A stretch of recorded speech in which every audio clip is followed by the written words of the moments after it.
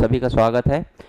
हम लोगों ने बात कर लिया था पेपर वन में कि किस तरह से पेपर वन में पहले से स्टार्ट किया। हम लोगों ने इसका ऑब्जेक्टिव देखा, इसकी कैरेक्टरिस्टिक्स देखे, इसके कुछ स्टेप्स देखे। उसके बाद कल के लेक्चर में हम लोगों ने ये बात किया था कि आखिर ब्लूम की टैक्सोनॉमी क्या है, मीन्स ऑब्जेक्टिव क्या है इस टीचिंग के। तो ब्लूम टैक्सोनॉमी में हम लोगों ने 3 चीज़ों को डिफाइन किया था, कॉग्निटिव डेवलपमेंट और अफेक्टिव डोमेन और उसके बाद आपका पी साइकोमोटर डोमेन। इन सब चीज़ों की चर्चा किया था। अगर आप लोगों से पूछा जाए तो आप लोग को देखते हैं कितना कुछ याद है। थोड़ी सी हम चर्चा करते हैं कि आखिर ब्लूम टैक्सोनॉमी में कितने 3H का मतलब कौन कौन जानता है। एक H का मतलब मैं बता देता हूँ, हार्ट। दूसरे का मतलब होता है आपका हेड, और तीसरा का मतलब आप लोग मुझे बताइएगा, ठीक है। ये तीसरी बात हुई। उसके बाद फिर ब्लूम टैक्सोनॉमी के बाद हम लोगों ने कल बात क्या किया था और कि आखिर और वो फॉर्म्स ऑफ टीचिंग क्या है। तो टीचिंग के कितने फॉर्म होते हैं इसको थोड़ा सा हम लोग देखते हैं। कौन कौन से फॉर्म होते हैं, फॉर्मल, इनफॉर्मल और नॉन फॉर्मल, 3 चीज़ों का समावेशन होता है। तो फॉर्मल एजुकेशन क्या होता है? फॉर्मल एजुकेशन जो आपको स्कूल, कॉलेजेस और आपका इंस्टीट्यूशन में दी जाती है। इनफॉर्मल एजुकेशन क्या होता है? जो आपको घर में मिलता है। नॉन फॉर्मल एजुकेशन क्या है? जो विशेष कार्य के लिए दिया जाने वाला काम है, ठीक है ना। ये हम लोगों ने बात किया था। तो अभी तक हम लोग की क्या क्या बात हुई है?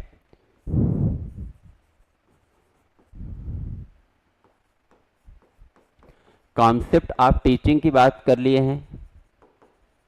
इतने टॉपिक हम लोगों ने कवर किया है। कॉन्सेप्ट ऑफ टीचिंग हो गया है। उसके बाद फिर क्या है? Objective of teaching, objective of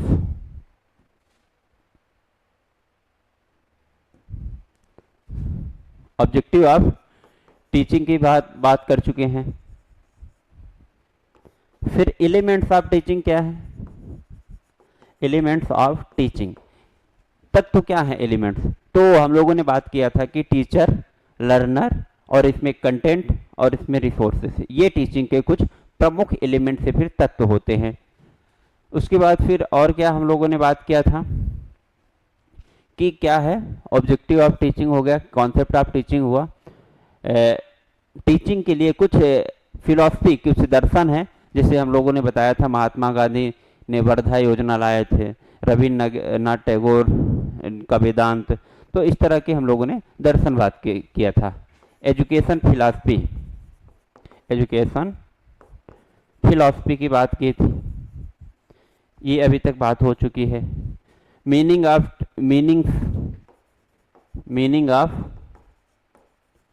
teaching aptitude या फिर टीचिंग कह लीजिए, ये भी बात हम लोगों ने अभी तक किया है।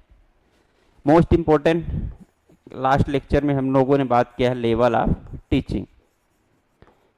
लेवल ऑफ टीचिंग एक बार मैं फिर से बता रहा हूँ कि लेवल ऑफ टीचिंग क्या होते हैं, इंपॉर्टेंट है। तो लेवल ऑफ टीचिंग कितने भागों में डिवाइड है? 3 भागों में डिवाइड है। मेमोरी का स्तर, दूसरा आपका अवबोध का स्तर, या फिर तीसरा चिंतन का स्तर। तो मेमोरी लेवल ऑफ टीचिंग क्या है? मेमोरी लेवल ऑफ टीचिंग क्या है? लोअर क्लासेस के लिए है। इसमें रट्टाफिकेशन दिया जाता है और ये क्या होता है? टीचर सेंटर्ड मेथड है। इसमें लर्नर का कोई काम नहीं है, टीचर का काम होता है। मतलब होता है लर्नर का भी, लेकिन मेन रोल जो अदा करता है वो टीचर करता है। फिर उसके बाद हम लोग आए थे, इसमें इवेल्युएशन के मेथड क्या है? इसमें शॉर्ट्स आपको लिखने के लिए थोड़ा थोड़ा दे दिया जाएगा। मेनली ओरल काम होता है और इसमें क्या का जवाब मांगा जाता है। इसके जो प्रस्तावक या फिर प्रपोजल है कौन है?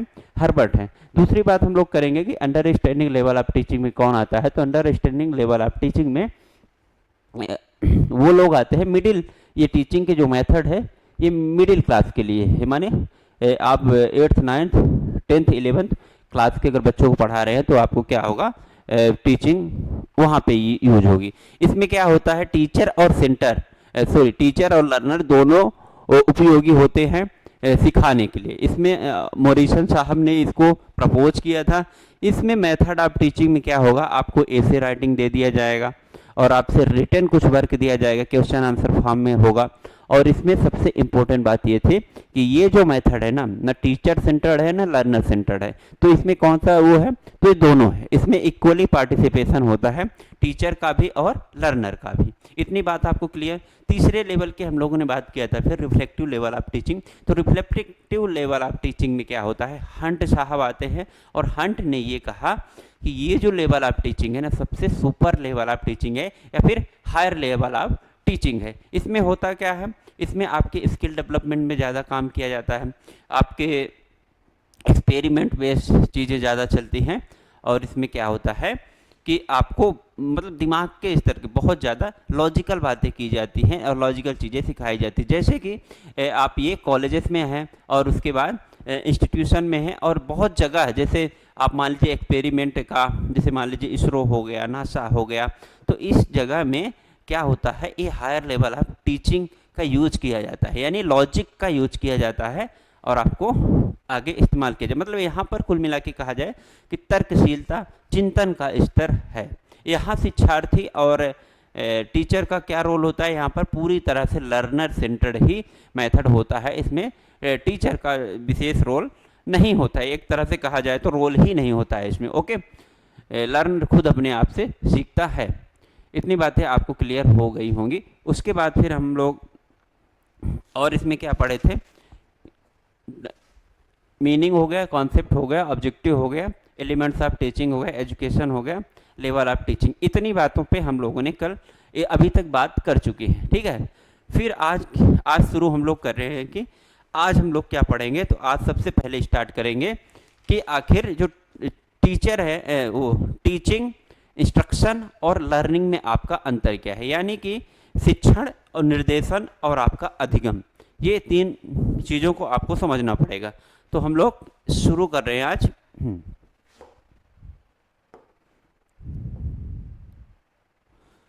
तीन शब्द है, इनको आप ध्यान से समझिए, टीचिंग,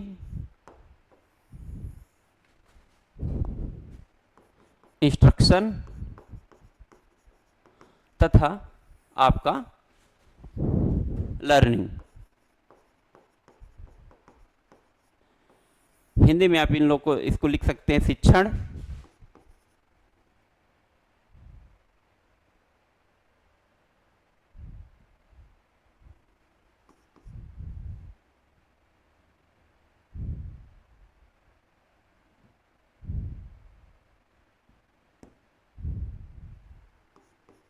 शिक्षण, इंस्ट्रक्शन को आप निर्देशन एवं लर्निंग को अधिगम। इन तीनों बेसिक टर्म को हम समझने की यहाँ पर कोशिश करेंगे, ठीक है, कि ये आपस में ये होते क्या हैं और इनमें बेसिक अंतर क्या क्या होता है, इसकी बात हम लोग करने जा रहे हैं। तो सबसे पहला पॉइंट है, यहाँ से बात करेंगे टीचिंग से। तो टीचिंग क्या होता है, टीचिंग में ये होता है कि ज्ञान जो होता है ना, नॉलेज का ट्रांसफर एक पीढ़ी से दूसरी पीढ़ी में किया जाता है, ठीक है। नॉलेज ट्रांसफर, क्या नॉलेज ट्रांसफर किया जाता है, कहाँ से, एक जनरेशन टू सेकेंड जनरेशन। इतनी बात आपको क्लियर होना चाहिए टीचिंग के प्रोस्पेक्टिव से, ठीक है ना, समझ गए। नॉलेज क्या है और कौन करने वाला कौन होता है, इसमें तो मेन एजेंट होता है टीचर। दूसरा पॉइंट है कि इसमें टीचिंग में क्या होता है, कोई ज्ञान है, कोई आपका नॉलेज है, कोई सब्जेक्ट है, उसको ट्रांसफर करने के लिए काम कौन करता है, तो इसमें टीचर करता है। यानी कि बच्चों को सिखाने के लिए टीचर होता है और वो अपने ज्ञान का ट्रांसफर करता है। आप लोग देखते होंगे कि क्लासेस में एक टीचर है, मान लीजिए मैथ का इक्वेशन समझाना है, मैथमेटिक्स इक्वेशन को समझाना है, तो उसको कौन समझाएगा, उस ज्ञान को, उस जो नॉलेज है उसको ट्रांसफ़र करने के लिए कौन होगा, तो उसको ट्रांसफ़र करने के लिए आपके पास टीचर होगा और वो टीचर ही आपको समझाएगा। ओके, टीचर होता है। जैसे एग्जाम्पल के तौर पर मान लीजिए इक्वेशन ऑफ मैथमेटिक्स, ये आपको ट्रांसफ़र किया जा रहा है टीचिंग के माध्यम से। इतना बात एकदम क्लियर है आपको।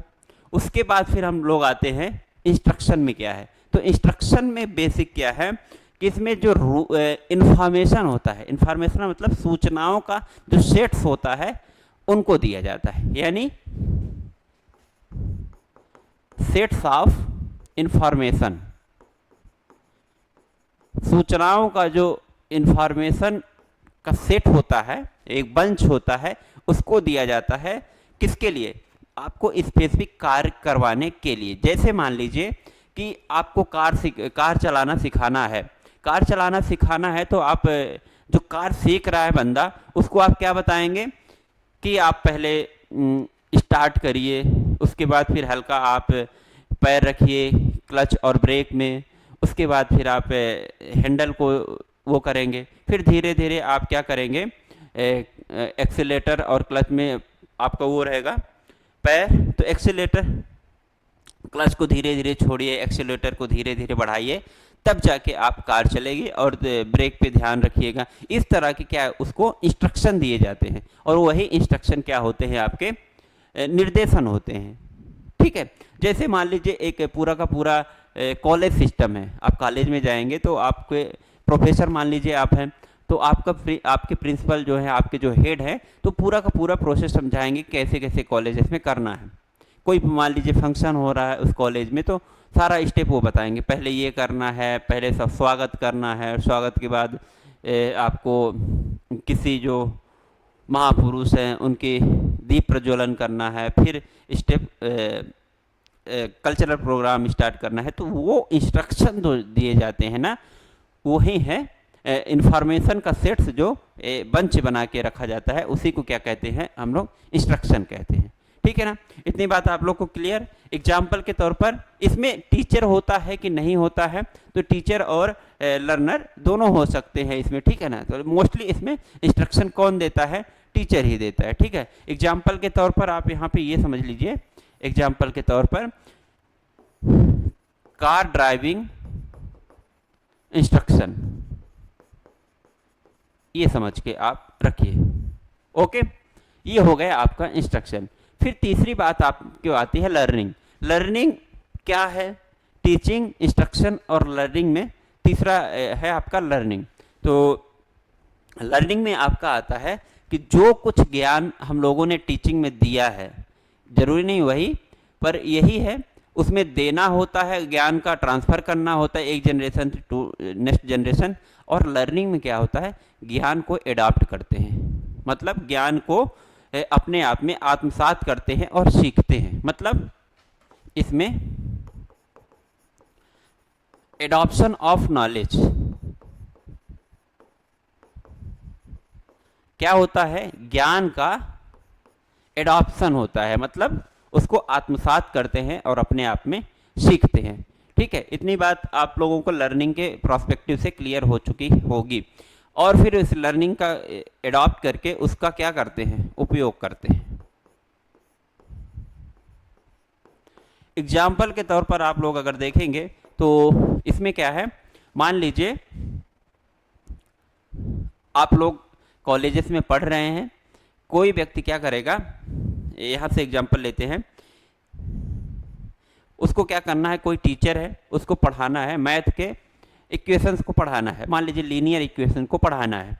तो क्या करेगा, सबसे पहले वो इंस्ट्रक्शन दे देगा क्लासेस में कि भाई आप लोगों को ये चीज़ें पढ़ के आना है, बेसिक चीज़ें आपको आना चाहिए थोड़ा सा, जैसे पक्षांतर करना आपको आना चाहिए, ट्रांसफॉर्मेशन करना आना चाहिए, आप एक वेरिएबल और नॉन वेरिएबल को पहचानिए। ये इंस्ट्रक्शन थोड़ा बहुत दे देगा और ये कह देगा कि ये चैप्टर आप पढ़ के आइए।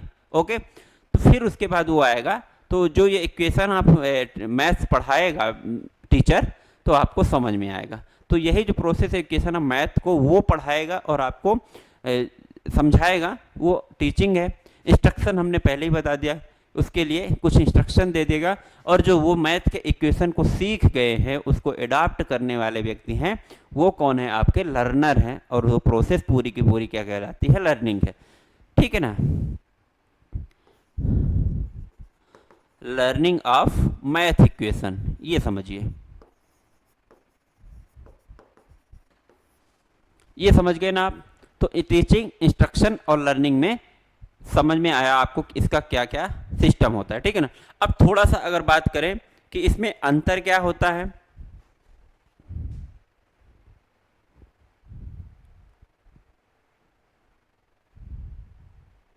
तो इसमें अंतर की अगर बात करें कि टीचिंग, इंस्ट्रक्शन और लर्निंग का बेसिक अंतर क्या होता है, तो बेसिक अंतर वही है कि ये क्या है, ये टीचिंग की एक प्रोसेस है, ये टीचिंग प्रोसेस है। क्या ये टीचिंग प्रोसेस है, ये क्या है, instruction, teaching learning, teaching instruction learning, ये टीचिंग की प्रोसेस है, ये क्या है, लर्निंग की प्रोसेस है। पहला इसमें अंतर दोनों में ये है। और ये जो बीच का है ना, ये मेडिएटर का काम करता है। टीचिंग और लर्निंग दोनों के बीच में रहता है, मतलब ये पुल का काम करता है इंस्ट्रक्शन। ये अंतर बेसिक सा है इसमें, ठीक है ना। टीचिंग में क्या होता है, मेन रोल किसका होता है, रोल टीचर का होता है। और यहां पर क्या किसका रोल होता है, लर्नर का। टीचर और लर्नर, इतनी बातें आपको क्लियर। यहां पर लर्नर कभी कभी सेल्फ से सीख लेता है, यहां पर लर्नर होना जरूरी होता है। इंस्ट्रक्शन क्या है, दोनों का एक तरह से मीडियम कहा जाए, लर्निंग और टीचिंग के बीच का ब्रिज कहा जाए, इंस्ट्रक्शन, ठीक है। इतनी बातें आप लोगों का टीचिंग, इंस्ट्रक्शन और लर्निंग में मुझे नहीं लगता है कि आपको कोई अब समस्या आने वाली है, ठीक है। फिर नेक्स्ट टॉपिक में हम लोग आते हैं कि ये चीजें समझने के बाद एक बहुत जटिल क्वेश्चन है और बहुत काम का क्वेश्चन है कि जो टीचिंग है ना, टीचिंग इज आर्ट और साइंस, ये सवाल आपका समझने की जरूरत है। टीचिंग कला है कि विज्ञान,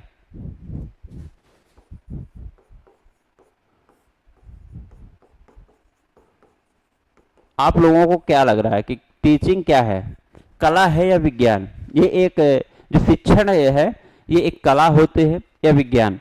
तो मैं कह सकता हूं आपके दिमाग में ये आ रहा होगा, कला तो निश्चित रूप से आ ही रहा होगा, क्योंकि कहते हैं ना ये टीचिंग स्किल है, वो ऐसे पढ़ाते हैं तो ऐसे पढ़ाते हैं, उनके अंदर अच्छी टीचिंग स्किल है, उनके अंदर बुरी टीचिंग स्किल है, तो आपको ये लग रहा होगा कि ये कला है। और कुछ लोगों को ये लग रहा होगा साइंस है। तो मैं समझाना चाहता हूं कि जो टीचिंग है ना वो साइंस भी है और आपका विज्ञान भी है। इसके लिए मैं आपको कुछ चीजें बता रहा हूं कि कैसे साइंस है और कैसे विज्ञान है।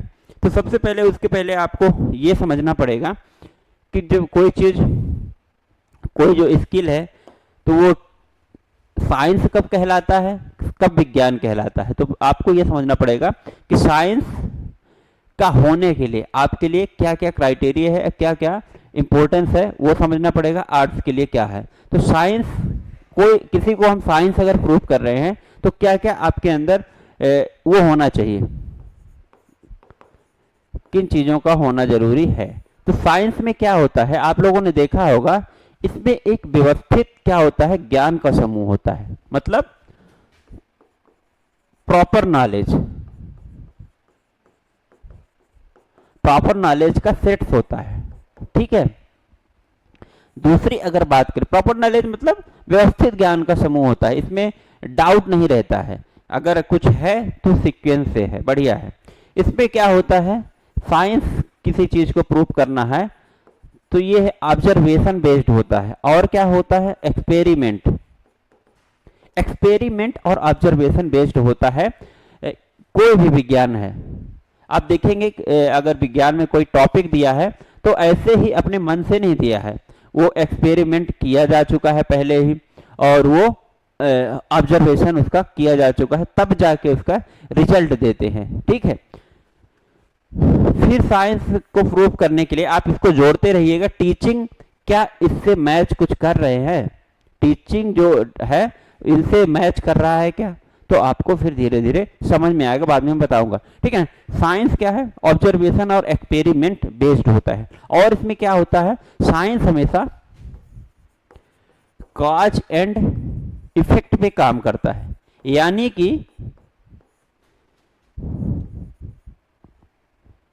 कारण, कुछ न कुछ कारण होता है और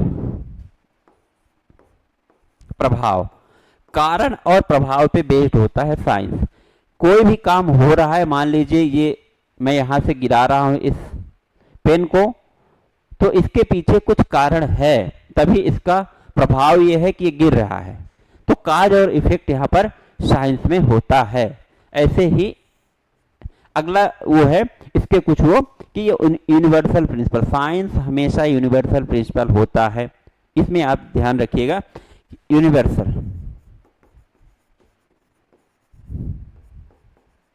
अब जैसे मान लीजिए कि कहीं भी आप जाएंगे, ठीक है ना, चाहे इंदौर है, चाहे दूसरी जगह है, चाहे रीवा है, तो आप वहां पर इस पेन को ऊपर से छोड़ेंगे तो नीचे आएगा, आएगा कि नहीं आएगा, आएगा। क्यों, क्योंकि ये यूनिवर्सल प्रिंसिपल है, मतलब हर जगह सेम रहता है, यानी कुछ ना कुछ ऐसा फोर्सेस लग रहा होगा जो नीचे खींच रहा है इसको, इसलिए नीचे गिर रहा है हर जगह। तो यूनिवर्सल प्रिंसिपल साइंस में आपके होते हैं। साइंस में यूनिवर्सल प्रिंसिपल होने के बाद फिर इसमें क्या है, यह कुछ ऐसे अपना मतलब पूर्व अनुमान देता है, प्रिडिक्शन दे देता है जो भविष्य में घटनाएं होने वाली होती हैं। तो इसमें क्या होता है, प्रिडिक्शन बेस्ड होता है, प्रिडिक्शन बेस्ड होता है।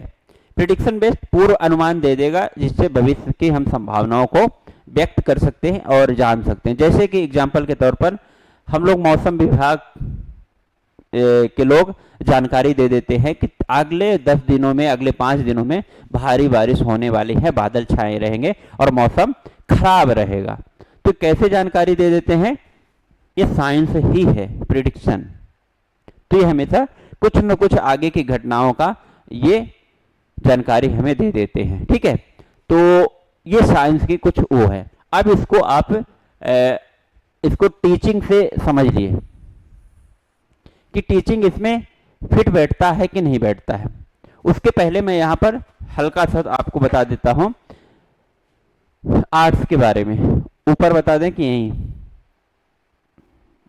चलिए आगे आगे उसमें बता देते हैं। तो देखिए, आप अगर इसमें मैच करेंगे कि साइंस है तो प्रूफ कैसे कर पाएंगे कि हाँ proper knowledge of teaching, teaching में क्या आपको प्रॉपर नॉलेज की जरूरत पड़ती है, हाँ, तो आप एग्जाम कहेंगे हाँ पड़ती है, इसलिए ये क्या हो गया, प्रूफ हो गया कि टीचिंग एक साइंस है। प्रॉपर नॉलेज नहीं होगा तो आप कैसे काम करेंगे, आपको पढ़ाना है तो आपके पास बराबर नॉलेज होना चाहिए, वो व्यवस्थित रूप से होना चाहिए, तो ये साइंस है, इससे प्रूव होता है। ऑब्जर्वेशन एंड एक्सपेरिमेंट बेस्ड होता है, हाँ ऑब्जर्वेशन और एक्सपेरिमेंट बेस्ड भी टीचिंग होती है। क्यों, क्योंकि मान लीजिए आप देखते हैं टीचिंग के लिए ऐसे ही नहीं होता कोई टीचर बन जाता है, उसकी प्रॉपर ट्रेनिंग होती है, उसको ऑब्जर्व किया जाता है, उसका डेमो लिया जाता है और ये देखा जाता है कि हाँ ये सही पढ़ा रहा है कि नहीं पढ़ा रहा है, उसके अंदर कम्युनिकेशन स्किल है कि नहीं है, इन सब चीज़ों को नोटिस किया जाता है। तो ये भी ऑब्जर्वेशन और एक्सपेरिमेंट होता है। काज और इफेक्ट पे काम करता है, तो काज और इफेक्ट पे काम करता ही है ना। मान लीजिए एक कोई टीचर है, टीचिंग करना है उसको, तो किस कारण से कर रहा है, तो मान लीजिए एक सिलेबस है, सिलेबस जो है वो एक काज का काम करेगा, कारण का काम करेगा, और जो उस सिलेबस को पढ़ाने के बाद जो उसका रिजल्ट आता है वो इफेक्ट के रूप में काम करेगा। तो जी हाँ, तब भी है, साइंस है। तो यूनिवर्सल प्रिंसिपल ये है सार्वभौमिक, हर जगह टीचिंग यूज होती है, जहाँ भी टीचिंग यूज होती है वहाँ पर एक टीचर होना है और टीचर आगे होगा, लर्नर पीछे होगा। तो ये आपका क्या कहलाएगा, यूनिवर्सल प्रिंसिपल हो गया। प्रिडिक्शन बेस्ड होता है, बिल्कुल प्रिडिक्शन बेस्ड होता है टीचिंग। कैसे, एक टीचर पढ़ाता है पूरे साल, किस लिए पढ़ाता है, वो इसलिए पढ़ाता है कि जो एग्जामिनेशन होगा आपका वहाँ पर कौन से क्वेश्चन आने वाले हैं उसका प्रेडिक्शन कर देता है ना, कि ये इस साल के एग्जामिनेशन में ऐसे ऐसे क्वेश्चन आने वाले हैं, तो प्रेडिक्शन ही तो है। तो यहां से हम प्रूव कर सकते हैं, hence proved teaching is science. Science है, जो शिक्षण है तो आपका साइंस है। दूसरी हम लोग बात कर लेते हैं कि आर्ट की बात करते हैं। ये इतना इसमें समय हम लोग इसलिए ले रहे हैं क्योंकि आपको इससे ये बस नहीं समझ में आ रहा है टीचिंग इज ए साइंस, कि टीचिंग क्या है ये भी समझ में आ रहा है, साइंस क्या है ये भी समझ में आ रहा है। साइंस की कोई डिफिनेशन अगर पूछेगा ना तो आप लोग इसको चिपका दीजिएगा, इसको समझा दीजिए कि ऐसा ऐसा होता है, तब वो साइंस कहलाता है। फिर दूसरे नंबर की अगर बात आते हैं कि टीचिंग इज आर्ट कैसे है, तो आर्ट के लिए बहुत व्यवहारिक होना पड़ेगा। व्यवहारिक मीन्स कि आपको क्या होता है, साइंस में डिसिप्लिन बेस्ड होता है, एक्सपेरिमेंट बेस्ड होता है, ऑब्जर्वेशन बेस्ड होता है।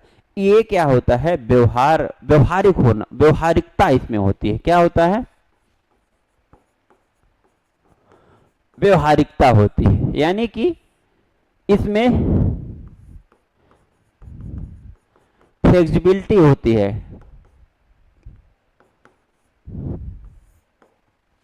और क्या होता है आर्ट्स में, मैं समझाऊंगा कि ठीक है ना, अलग अलग स्टाइल से पढ़ाते हैं, डिफरेंट सबका स्टाइल होता है ये आर्ट में। और क्या हो सकता है इसमें, डिफरेंट स्टाइल या फिर मेथड कह सकते हैं। थोड़ा सा ये भावनात्मक होता है कला, ठीक है। आपका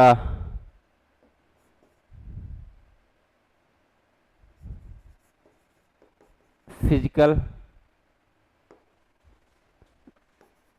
मूवमेंट बेस्ड होता है, इस तरह से, ठीक है ना। और इसमें आर्ट्स में क्या है, अलग अलग इमोशन से समझाना पड़ता है, ये हम समझ गए। तो आर्ट्स क्या है, ये एक व्यवहारिकता है। कला हम किसको कहते हैं, कोई व्यक्ति डांस कर रहा है, कोई व्यक्ति नाच रहा है, कोई व्यक्ति आपको गाना गा के दिखा रहा है, कोई क्रिकेट खेल के दिखा रहा है, तो ये क्या है, आर्ट्स होता है ना। और इसमें व्यवहारिक पक्ष क्या है, व्यवहारिक पक्ष ये है कि वो आप सभी देख रहे हैं, वो आपको आपके हिसाब से दिखा रहा है, जरूरी नहीं है कि वो अपना काम अपने हिसाब से करे, ये व्यवहारिकता होती है। वो आपके हिसाब से भी चलेगा। मान लीजिए आपका कहीं स्टेज प्रोग्राम हो रहा है, कोई सिंगर आया हुआ है, तो आप डिमांड कर देंगे तो ऐसा गाएगा। उसको अगर पता चल रहा है कि यहाँ के लोग उदित नारायण के गाने को सुनना ज़्यादा पसंद करते हैं, तो उदित नारायण के गाने को वो गाना शुरू कर देता है। और मान लीजिए उसको पता है कि हनी सिंह गाने को पसंद करते हैं, तो हनी सिंह के गाने को स्टार्ट कर देते हैं। ये व्यवहारिकता और ये फ्लेक्सिबिलिटी होती है। फ्लेक्सिबिलिटी में मतलब ये होता है कला में कि वो अपने हिसाब से जरूरी नहीं चले, जबकि साइंस में हमने बात ये किया था कि वो पूरा का पूरा डिसिप्लिन बेस्ड और एक्सपेरिमेंट और ऑब्जर्वेशन बेस्ड रहेगा और वो अपने रूल्स को नहीं चेंज करेगा। कला में ये होता है, आर्ट्स में ये आपको अंतर देखने को मिलेगा कि वो आपके हिसाब से ढलेगा और आपको जो चीजें इंटरेस्टिंग लग रही है उसी चीज को वो करने की कोशिश करेगा। तो टीचिंग ऐसे ही टीचिंग का है। डिफरेंस स्टाइल और मेथड हमने बताया कि उसमें अलग अलग स्टाइल से किया जा सकता है। मान लीजिए कोई डांस है, कथक, कथक का स्टाइल क्या है, कथक का स्टेप्स फिक्स है, उसका मेथड फिक्स है, लेकिन वो अलग 5 लोगों से आप अगर करवाएंगे तो वो अलग अलग स्टाइल में करेंगे। हर बार कोई ना कोई अलग यूज करेगा, कोई मेथड यूज करेगा, अपना एडिशन करेगा, तो अलग अलग तरीके से होता है। इमोशंस, इमोशन मैंने बताया है कि जो आपके इमोशंस है सामने वाले के, उन इमोशंस को भी समझने की कोशिश की जाएगी। तो मैं यही बात कर रहा था आर्ट्स किस तरह से है। तो आप ये देख रहे होंगे व्यवहारिकता कि एक टीचर के अंदर, आप ये समझिए कि एक टीचर है, उसके अंदर ये क्वालिटीज अगर है तो वो आर्ट्स है।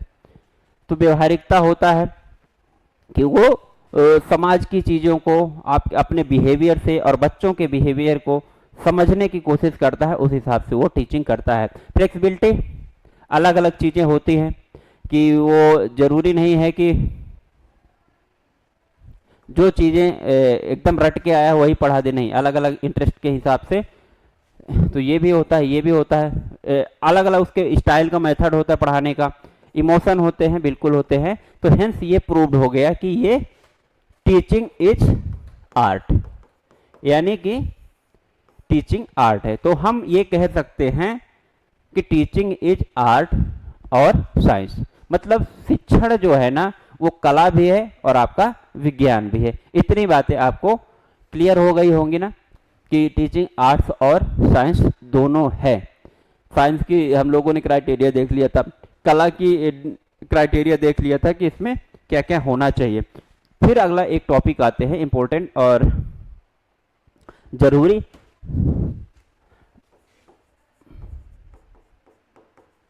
मैगजिम्स ऑफ टीचिंग, यानी शिक्षण के तरीके क्या क्या होते हैं, तरीके कौन कौन से होते हैं शिक्षण कला में पढ़ाने में, कौन कौन से तरीके हैं। तो हम इसमें कम से कम 8-9 टाइप्स होते हैं, उन टाइप्स के जल्दी जल्दी देख लेंगे। बहुत आसान है, बहुत आप लोगों के लिए जरूरी भी है। तो सबसे पहला है सरल से जटिल, ठीक है। सरल से जटिल की अगर बात करें तो सरल से जटिल क्या होता है, मान लीजिए ये समझिए कि पढ़ाने के तरीके कौन कौन से हैं, ठीक है ना। मैक्सिमम आप टीचिंग में तरीका ही समझ लीजिए, शिक्षण के तरीका ऐसा समझिए आप, ठीक है।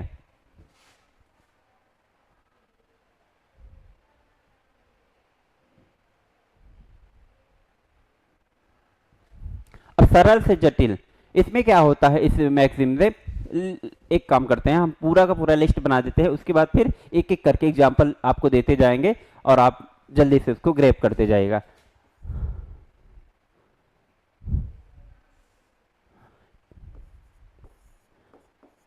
चार, 5, 6, ठीक है। सरल से जटिल एक हो गया, ज्ञात से अज्ञात, ज्ञात से अज्ञात, मूर्त से अमूर्त, ठीक है। उसके बाद फिर आता है अनिश्चित से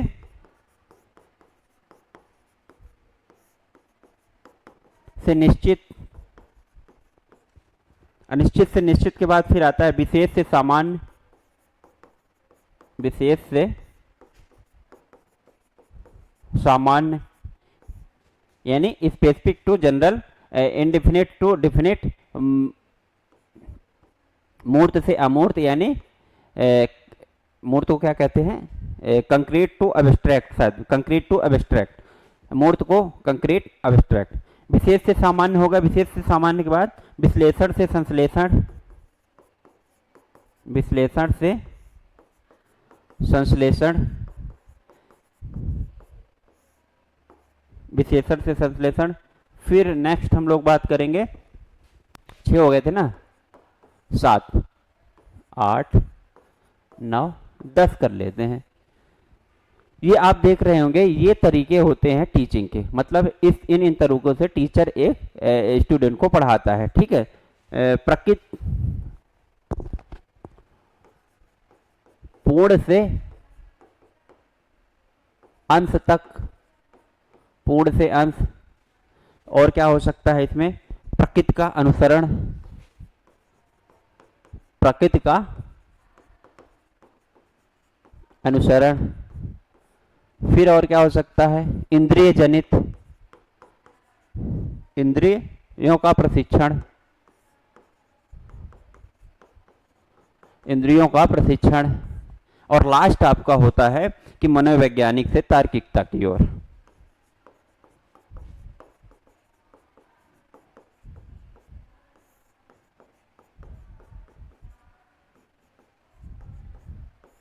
ओके, अब ये 10 के 10 हमने जो लिखे हैं ये आपके क्या हैं, टीचिंग के मैक्सिम्स है, मतलब पढ़ाने के शिक्षण के तरीके कौन कौन से हैं, इनकी हम लोग बात करेंगे अभी। तो 10 के 10 को हम लोग अभी एक्सप्लेन करते हैं। आप लोगों को बहुत सारी चीजें इसमें भी समझ में आ रही होगी कि इसमें हमको क्या करना है। तो सबसे पहले सरल से जटिल के यानी simple to complex, simple to complex. इसमें होता यह है कि आप एक टीचर हैं, बच्चों को अगर पढ़ाना चाह रहे हैं, पढ़ाते हैं, तो क्या करेंगे कि पहले सिंपल एग्जाम्पल देंगे, सिंपल सिंपल चीज़ों को बताएंगे, उसके बाद जटिलता की ओर जाएंगे। आपको कॉन्सेप्ट समझाना है, मान लीजिए न्यूटन का नियम, न्यूटन्स लॉ ऑफ मोशन समझाना है, तो आप उनको पहले थोड़ा थोड़ा बताएंगे कि ग्रेविटी क्या होती है, ग्रेविटेशनल फोर्स क्या होता है, उसके बाद फोर्स क्या होता है, जड़त्व क्या होता है, पहले चीज़ों को धीरे धीरे बताएंगे, फिर उसके बाद जाके सीधे न्यूटन का लॉ तब बताएंगे। यानी सिंपल एग्जाम्पल, सिंपल एग्जाम्पल। आपको मैथ अगर सिखाना है कि सिंपल एग्जाम्पल देंगे और उसके बाद फिर आप जाएंगे कॉम्प्लेक्स की ओर। समझ में आ गया ना आपको?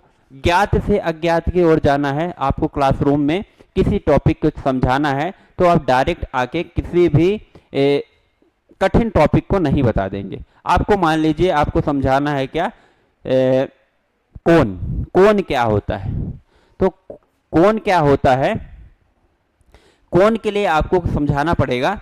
एक बच्चा है, एक बच्चे हैं, तो उनको आइसक्रीम समझाना पड़ेगा कि आइसक्रीम होता है, सलजम होता है, लट्टू होता है, ऐसा कुछ शेप का अगर आप देखें तो वो क्या कहलाता है, कोन कहलाएगा, कोन के शेप का है। और उसका फिर आप वॉल्यूम बताएंगे कि हाँ वॉल्यूम क्या होता है, सरफेस एरिया बताएंगे, वॉल्यूम बताएंगे। तो क्या होता है, मान लीजिए कोन बताना है, एग्जाम्पल समझिए, तो कोन क्या बताएंगे आप, आइसक्रीम। ये मैं इसलिए लिख रहा हूँ कि आप इन एग्जाम्पल को समझिए, आइसक्रीम, लट्टू, फिर जाके आप उनका आप शंकु के बारे में, कोन के बारे में, उसका फिर वॉल्यूम बताएंगे, एरिया बताएंगे बाद में। यानी ज्ञात चीज़ों से आप अज्ञात की तरफ ले जाएंगे, क्योंकि शुरू से वो नहीं जान रहा होता इसको शंकु कहते हैं, इसको क्या कहते हैं, वो धीरे धीरे ऐसे ही चीज़ें जानता है। ठीक है, मतलब जो वस्तुएं वो देखे हुए हैं बच्चे, उनकी जानकारी उनसे आप लोग स्टार्ट कर सकते हैं। मूर्त से अमूर्त की बात करते हैं कि कॉन्क्रीट टू एब्स्ट्रैक्ट जाना है। तो इसमें होता ये है कि कई बार हम लोग ऐसी चीज़ों की बात करते हैं, ठीक है, जैसे मान लीजिए गैलेक्सी, यूनिवर्स, स्टार्स, ठीक है ना, उसके अंदर नेबुला, इन सब चीज़ों को मान लीजिए बच्चों को समझाना है, तो ये दिखती कहाँ है, दिखती नहीं है ना। तो जब दिखती नहीं है तो उनको ऐसा पहले ऐसे समझाना पड़ेगा, जो चीज़ें दिखे उनको ये समझाना पड़ेगा कि एक पूरा, मान लीजिए हमारा यूनिवर्स है, एक सिस्टम आपको उनको बना के दिखाना पड़ेगा और उनको फील करवाना पड़ेगा कि ये पूरा गोल गोल एक यूनिवर्स है, उसके अंदर सारी चीज़ें आती हैं। धूल बताना पड़ेगा, धूल लाइट के साथ जब मिल जाता है नेबुला बन जाता है, इस तरह का कुछ स्ट्रक्चर। गैलेक्सीज के बारे में समझाने के लिए जो चीज़ें आसपास की हैं उनको आपको समझाना पड़ेगा। फिर उसके बाद अमूर्त की ओर जाएंगे, यानी कि जो चीज़ें वहाँ पर दिख रही हैं,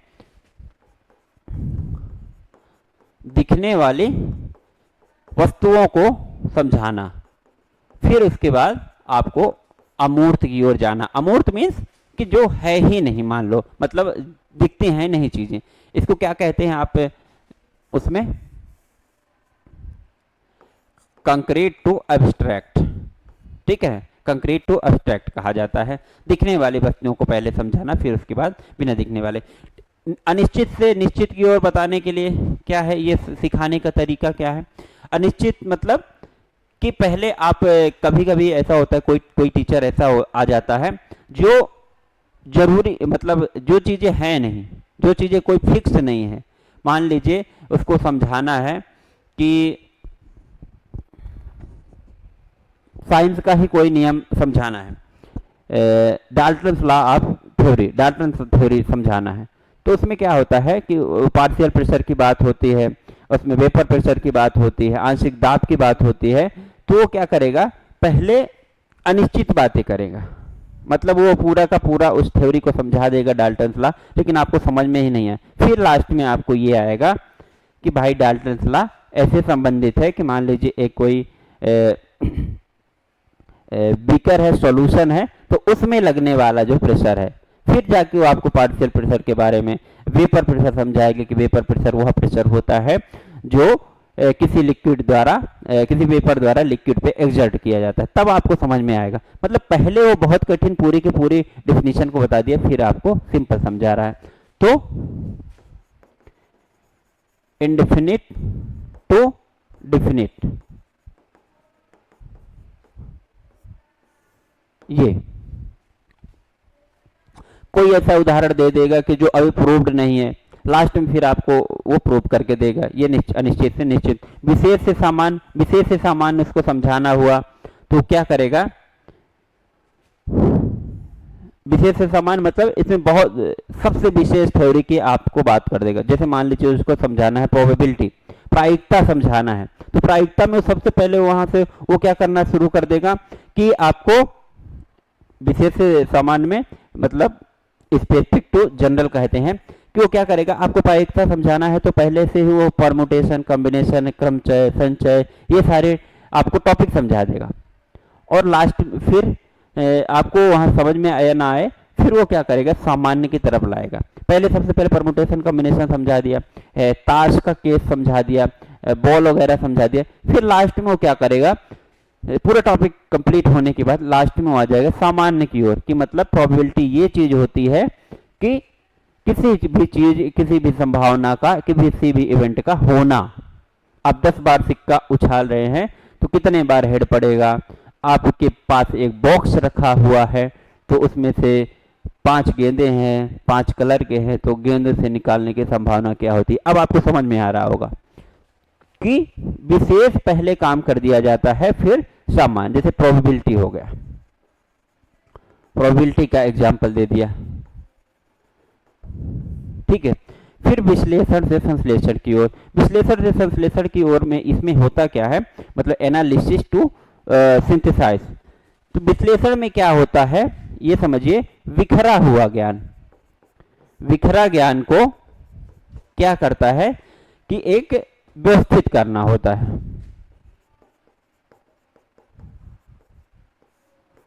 एग्जाम्पल के तौर पर आपने पढ़ा होगा करंट और वोल्टेज आई, ठीक ना। आपको क्या पढ़ा दिया गया, अलग अलग पढ़ा दिया कि वोल्टेज क्या होता है, करंट क्या होता है, मतलब पर यूनिट जो rate of flow of charge per unit time, ये आपका करंट होता है।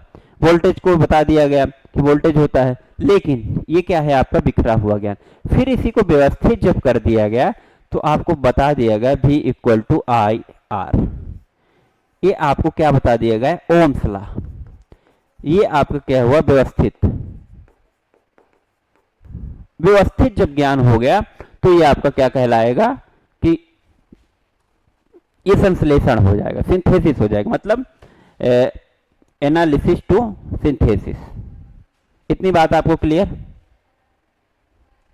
फिर हम लोग आते हैं पूर्ण से अंश की, यानी complete to partial, complete to partial. इसमें क्या है, बहुत सिंपल सा एग्जांपल है कि आप लोग क्या करते हैं,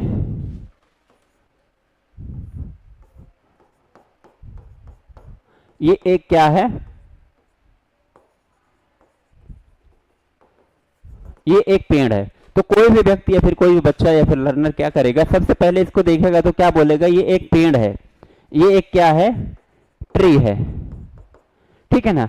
ये फिर उसके बाद इसमें ऐसा सिखाया जाएगा, पहले बताया जाएगा ये पेड़ है, उसके बाद फिर इसमें बताया जाएगा कि ये इसका डालियां हैं, ये इसका ट्रंक तना है, ये इसकी पत्तियां हैं, बाद में बताया जाएगा। तो सबसे पहले आपको क्या ज्ञान बोध करा दिया जाएगा कि ये पूर्ण रूप से पूर्णता को वो करता है, मतलब बड़े वाले भाग को सिखा दिया गया कि ये पेड़ है। उसके बाद फिर इसमें देखना आपको सिखाया जाएगा।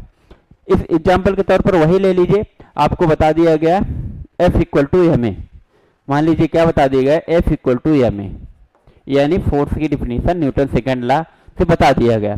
सबसे शुरुआती में ये बता दिया गया, उसके बाद फिर धीरे धीरे इसमें बताया गया कि F मतलब फोर्स होता है, M मतलब मास होता है, A मतलब एक्सेलरेशन होता है, फिर इनकी डिफिनीशन बताई गई।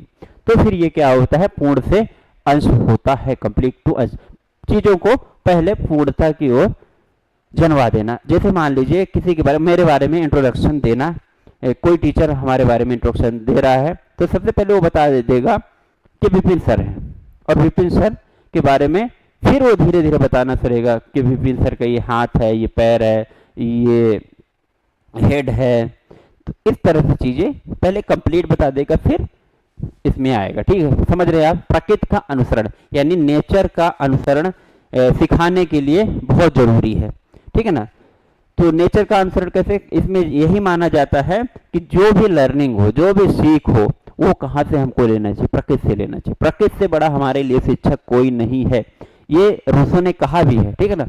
तो प्रकृति से ही हमको भी अनुसरण करना चाहिए। प्रकृति के आगे हम लोग कुछ भी नहीं है। प्रकृति अगर चाहेगा तो जैसा रखेगा तैसा। मई महीना चल रहा है, ठंडी लग रही है। मई महीना चल रहा है, ओले गिर रहे हैं। मई महीना चल रहा है और आपका बारिश हो रही है। प्रकृति से ही, प्रकृति सबसे बड़ा टीचर है। तो प्रकृति से हमको ज्यादा से ज्यादा चीजें नेचर से सीखना चाहिए। हमारी जो लर्निंग है, हमारे जो शिक्षण है, हमारे जो सीख है, हमारा जो अधिगम है, वो नेचर बेस्ड होना चाहिए। प्राकृतिक वातावरण से हम लोगों को सीखना चाहिए। इंद्रियों का प्रशिक्षण ये इंपॉर्टेंट है, क्योंकि इंद्रियां ही हमारे सब कुछ हैं और इंद्रियों से ही हम सब कुछ देख पा रहे हैं। कितनी तरह की इंद्रियां हैं आप सबको पता है ना? इंद्रियों के नाम: आंख, कान, नाक, जिह्वा और त्वचा।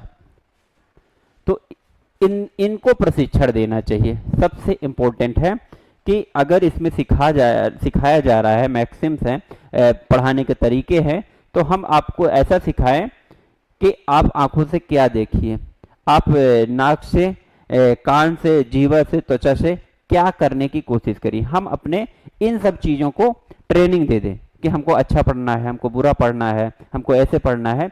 तो इम्पोर्टेंट यही है इस उसमें कि सबसे ज़्यादा इन जो 5 इंद्रियां है ना, इनके बेस पर ट्रेनिंग दी जाती है। आपको ज़्यादा फोकस ये किया जाता है कि हमारी आंखें कैसे देखें, मतलब किन चीज़ों को अडॉप्ट करें। जैसे था ना गांधी जी के बंदर फोटो आप लोग देखते होंगे, बुरा मत देखो, बुरा मत सुनो, बुरा मत बोलो, ये सब सिखाया जाना चाहिए। एक कान में आपको बुरा देखो, देखने से हो गया आंख से रिलेटेड, कान सुनने से रिलेटेड हो गया, त्वचा ये आपका स्किन है, आप किसी के साथ गलत बिहेव ना आए।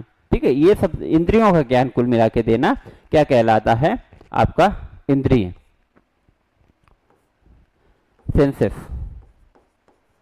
सेंसेस बेस्ड इसमें होता है। कौन कौन से होते हैं हमारे?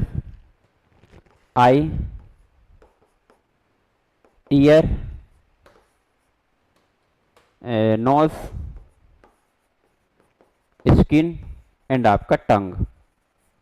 टंग से आशा ये है कि आप किसी को बुरा ना बोलें। स्किन से आशा ये है कि आपको किसी के स्किन बेस्ड पे आप गलत बिहेव ना करें और आप किसी के साथ डिस्क्रिमिनेशन ना करें। नोस मतलब कि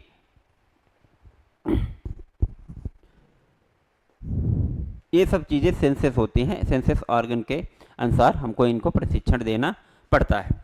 ओके, मनोवैज्ञानिकता से तर्क की ओर लास्ट है आपका कि आपको कैसा होना पड़ेगा? मनोवैज्ञानिक होना पड़ेगा। साइकोलॉजी, आपको साइकोलॉजी से आपको लॉजिकल होना पड़ेगा। यानी कि इसमें क्या किया जाता है कि आप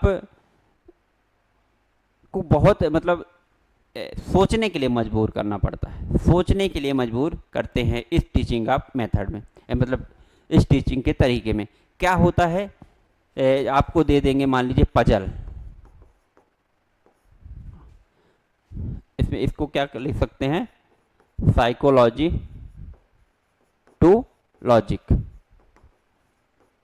ठीक है, इसमें आपको पजल दे देंगे सॉल्व करने के लिए, हार्ड इक्वेशंस देंगे आपको मैथमेटिक्स का।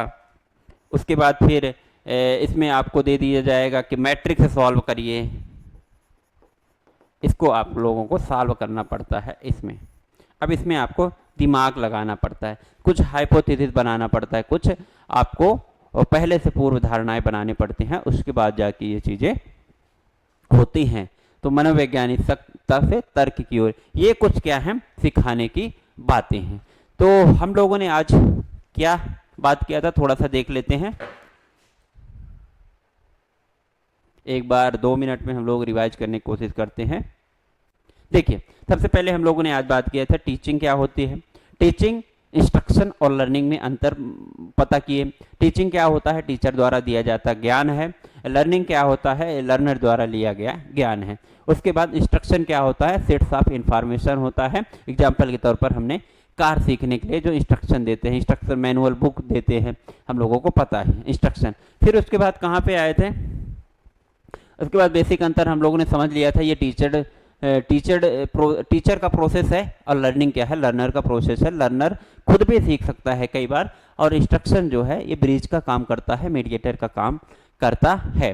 फिर हम उसके बाद पढ़े थे कि टीचिंग आर्ट्स है या फिर साइंस। तो टीचिंग क्या है, आर्ट्स और साइंस दोनों है। हम लोगों ने प्रूव करके देखा कि ऑब्जर्वेशन बेस्ड होता है, यूनिवर्सल होता है, और इसमें सेट्स ऑफ रूल्स होते हैं, और इसमें काज और इफेक्ट पे काम करता है, इसलिए क्या कहलाता है, ये आपका साइंस कहलाता है। आर्ट्स इसलिए कहलाता है, ये व्यवहारिक होता है, ये इमोशंस होता है, ये फ्लेक्सिबल होता है, हर जगह अलग अलग ढंग से इसको प्रेजेंट किया जा सकता है, इसलिए क्या कहलाता है, आपका आर्ट्स कहलाता है। हेंस हम लोगों ने आखिरी में ये प्रूव किया था कि टीचिंग जो है आर्ट भी है और आपका विज्ञान भी है। किसी भी मतलब सब्जेक्ट को अगर प्रूव करने के लिए, मान लीजिए मैथमेटिक्स है, मान लीजिए आपका पब्लिक एडमिनिस्ट्रेशन है, लोक प्रशासन है, राजनीति है, इन चीज़ों को अगर प्रूव करना है आपको, कला और विज्ञान, तो आपको ये चीज़ें ध्यान रखना होगा।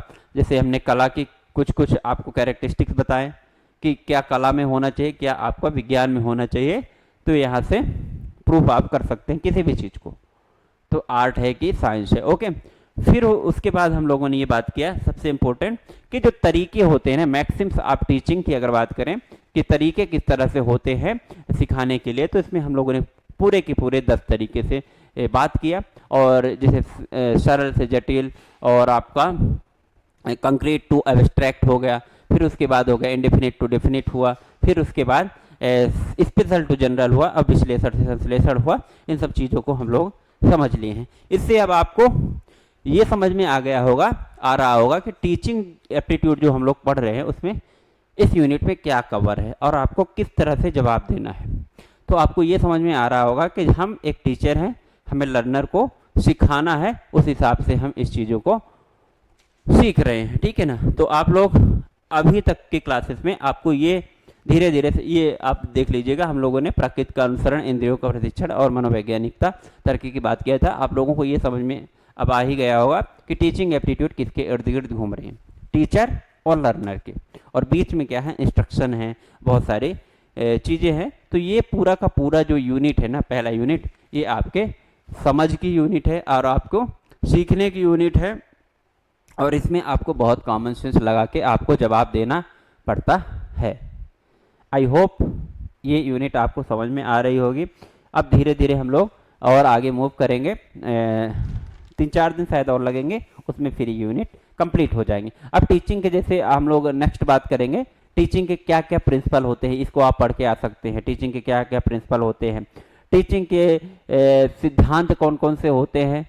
जैसे टीचिंग के प्रिंसिपल्स में आप देखेंगे, इसमें मनोवैज्ञानिक सिद्धांत आएगा, एक सामान्य सिद्धांत आएगा, और लर्निंग के कुछ फिर आगे मेथड्स आएंगे। लर्निंग में धीरे से हम लोग मूव कर लेंगे, लर्निंग मतलब अधिगम, कि लर्निंग के कौन कौन से मेथड होते हैं, कौन कौन से स्टेप, जैसे सीखने के लिए हम लोग क्या सीखते हैं, अवलोकन करते हैं, शिक्षण, ये सब लर्निंग की क्या क्या विशेषताएं होती हैं, स्टेप्स ऑफ लर्निंग क्या क्या होती हैं, ये सब चीज़ें हम अगले नेक्स्ट वीडियो में और नेक्स्ट क्लास में डिस्कस करने वाले हैं। तो आप लोग थोड़ा सा ये देख के आइएगा कि प्रिंसिपल्स ऑफ टीचिंग क्या है, क्या क्या इसके प्रिंसिपल्स होते हैं।